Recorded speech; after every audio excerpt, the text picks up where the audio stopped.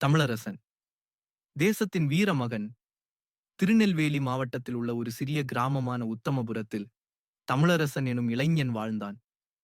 பேரில் போலவே அவனது மனதும் தாய்நாட்டிற்கே அர்ப்பணிக்கப்பட்டது. சிறுவயதிலிருந்தே நான் இந்திய இராணுவத்தில் சேர்ந்து என் உயிரை தேசத்துக்கு அர்ப்பணிக்கப் போகிறேன் என உறுதியுடன் கூறி வந்தான். அவனது இராணுவ பயிற்சி முடிந்து சாதனைகளை படைத்த வீரராக வளர்ந்த தமிழரசனுக்கு கிராமத்து அழகி மற்றும் மனதளவில் உறுதியான பெண்ணான தேவி என்றவளுடன் திருமணம் நிச்சயிக்கப்பட்டது. திருமண நாளில் முழு கிராமமும் மகிழ்ச்சியால் விளங்கியது.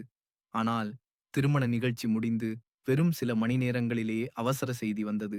பாகிஸ்தான் எல்லையில் போர் நிலைமை உருவாகியிருப்பதாகவும் தமிழரசன் உடனடியாக தன் தளபதியிடத்தில் முறையீடு செய்ய வேண்டும் என்பதும் அவன் மணமகன் ஆடையுடன் இருந்தபடியே தனது யுத்த பரிதியை அணிந்து தயாரானான். அவனது தாயார் செல்வத்தாய் கண்ணீருடன், "போடா மகனே, தேசம் உன்னை அழைக்குது. நீ உயிரோட திரும்பினா மகிழ்ச்சி. இல்லையெனில் உன் பெயர் இந்த மண்ணில் என்றும் நிலைக்கும்" என ஆசீர்வதித்தாள். மனைவி தேவி துடிக்கிற நெஞ்சுடன் அவனது கைகளை பிடித்து, "நீ என் கணவன் மட்டுமல்ல, இந்த தேசத்தின் காவலன். உன்னுடன் நான் பெருமையாக இருக்கிறேன். சென்று வீரம் காட்டி வா" என கூறினாள். தமிழரசன் எல்லைக்குச் சென்றதும் நிலைமை மிகவும் கடுமையாக இருந்தது.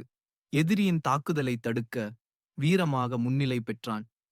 பல உயிர்களை காப்பாற்றி கடைசி நிமிஷம் வரை போராடி அவர் வீரச்சாவை அடைந்தான். அவனது மரணச் செய்தி கிராமம் வந்தபோது தேவி அழுதாள். ஆனால் அவள் ஆற்றலுடன் கூறினாள், "என் கணவர் மரிக்கவில்லை. அவர் இந்தியாவுக்காக வாழ்ந்தார்.